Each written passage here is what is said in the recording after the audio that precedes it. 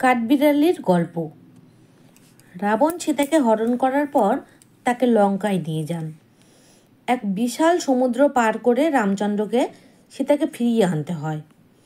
তার বানর সেনাবাহিনী এবং প্রতিটি প্রাণী রামকে সাহায্য করেছিলেন লঙ্কায় যাওয়ার জন্য সমুদ্রের মধ্যে সেতু বন্ধন করার কাজে।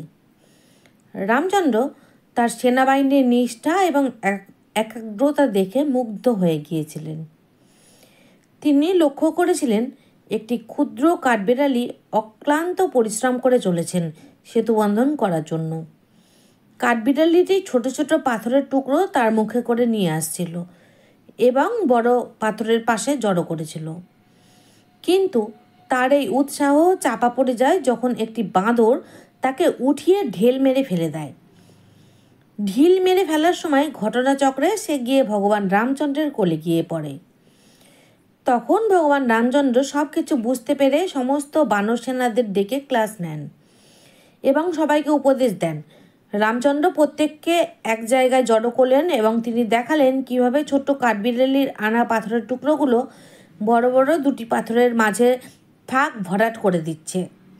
তিনি এও বললেন যে কোনো ধরনের চেষ্টাই বৃথা না, তা যত বড়ই বা ছোটই হোক না কেন। যেটা প্রয়োজন তা হলো একাগ্রতা এবং ভক্তি। কাঠবিড়ালির কঠোর পরিশ্রম দেখে রামচন্দ্র মুগ্ধ হলেন এবং আলতো করে কাঠবিড়ালির পিঠ চাপড়ে দিলেন। আর এর ফলে কাঠবিড়ালির পিঠে 3টি কালো রঙের দাগ সৃষ্টি হলো। এটি মনে করা হয় এই ঘটনার আগে কাঠবিড়ালির পিঠে কোনো দাগ ছিল না।